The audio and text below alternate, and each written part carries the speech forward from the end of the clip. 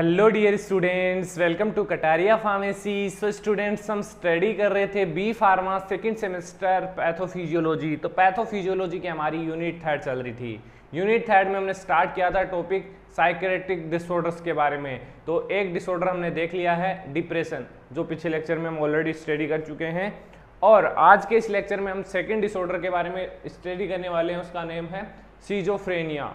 Schizophrenia as same as depression ही होता है, बस थोड़ा कुछ डिफरेंस इसके अंदर होता है, क्योंकि ये भी एक साइकेट्रिक डिसऑर्डर है। तो कहीं ना कहीं ये भी पेशेंट के मूड को, माइंड को, ब्रेन को स्टिमुलेट करेगा, ब्रेन में चेंजेस करेगा। तो इसके अंदर भी बेसिकली जो पेशेंट है उसके इमोशंस, थिंकिंग वगैरह चेंज हो जाती है। तो इसके बारे में आज के इस लेक्चर में हम डिटेल स्टडी करने वाले हैं। तो स्टूडेंट्स, अगर आप चैनल पे न्यू हैं तो चैनल को सब्सक्राइब जरूर करें और बेल आइकन को प्रेस कर दें, जिससे हमारी आने वाली न्यू वीडियो का नोटिफिकेशन आपको सबसे पहले मिल सके। तो स्टार्ट करते हैं। सबसे पहले जान लेते हैं सीजोफ्रेनिया की डेफिनेशन क्या होती है। तो डेफिनेशन देखिए, schizophrenia is a chronic and severe mental disorder. Basically mental disorder है ये, characterised by disturbance in thinking. सबसे ज्यादा डिस्टर्बेंस सीजोफ्रेनिया के अंदर आता है थिंकिंग एंड इमोशंस। इसके अलावा परसेप्शन एंड बिहेवियर, जो बिहेवियर होता है पेशेंट का वो भी चेंज हो जाता है। इमोशन लेस हो जाता है, थिंकिंग लेस हो जाता है, सोचने की क्षमता बिल्कुल खत्म हो जाती है, इमोशंस बिल्कुल खत्म हो जाते हैं। तो उस कंडीशन को हम बोलते हैं सीजोफ्रेनिया। बात करें सिम्टम्स की, तो 2 टाइप से सिम्टम्स को डिवाइड किया गया है। फर्स्ट है पॉजिटिव सिम्टम्स और सेकेंड है नेगेटिव सिम्टम्स। तो पॉजिटिव सिम्टम्स में क्या है? हेलुसिनेशन। हेलुसिनेशन मतलब सीइंग और हेयरिंग। हेलुसिनेशन में क्या हो जाता है कि जैसे आप मेरे सामने पेशेंट हैं, आप पेशेंट हैं, तो मैं कुछ बोल रहा हूं आपको, तो सिर्फ आप सुन रहे हो उसको और मेरी तरफ देख रहे हो, इसके अलावा कोई रेस्पॉन्स नहीं दे रहे हो, ना कुछ सोच रहे हो क्या बोल रहा हूं, कुछ नहीं, कोई रेस्पॉन्स नहीं आएगा। तो उसको बोलते हैं हेलुसिनेशन। ये होते हैं पॉजिटिव सिम्टम्स। इसके अलावा think that are not there, मतलब सीइंग और hearing, think that are not there. इसके अलावा होता है डेलीविजन्स। डेलीविजन्स में क्या होता है? फॉल्स बिलीफ, झूठे भरोसे। मतलब कि क्या बताऊं कि इसके अंदर डेलीविजन जो पेशेंट में होता है ये पॉजिटिव सिम्टम्स ही होता है। इसमें फॉल्स बिलीफ मतलब कि भरोसा कर लेगा, झूठी कोई भी चीज़ आप बोलेंगे उस चीज़ पे भरोसा कर लेगा, उसको कोई मतलब ही नहीं है इस चीज़ से।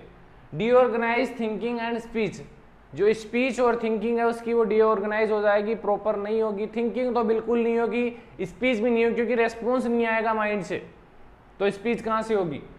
नेगेटिव सिम्टम्स में देखिए, lack of motivation, reduce emotions. Motivation बिल्कुल खत्म हो जाएगा, डिमोटिवेट हो जाएगा।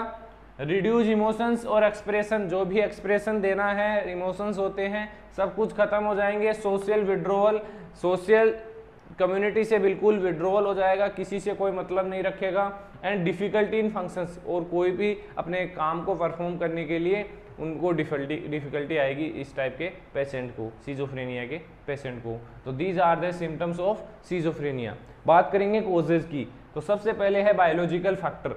बायोलॉजिकल फैक्टर में सबसे पहले genetic predisposition, abnormal brain structure and chemistry. ये डिपेंड कर सकता है कि बचपन से ही जो पेशेंट है उसकी ब्रेन केमिस्ट्री कैसी है, ब्रेन के फंक्शंस कैसे हैं और उसके जेनेटिक हिस्ट्री क्या है, उस पर भी डिपेंड करेगा। सेकेंड है एनवायरमेंटल फैक्टर।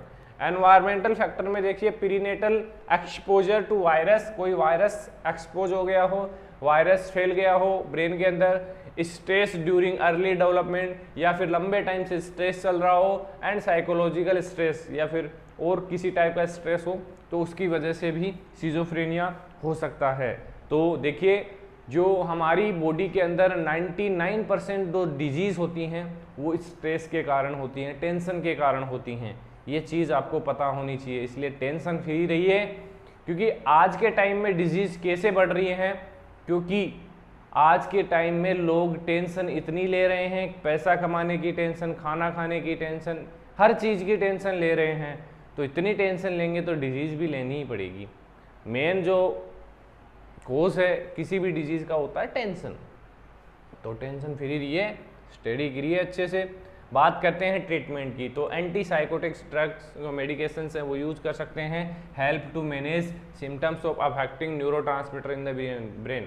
जो न्यूरोट्रांसमीटर हैं उनको अफेक्ट करने से रोक सकते हैं मेडिकेशंस की मदद से।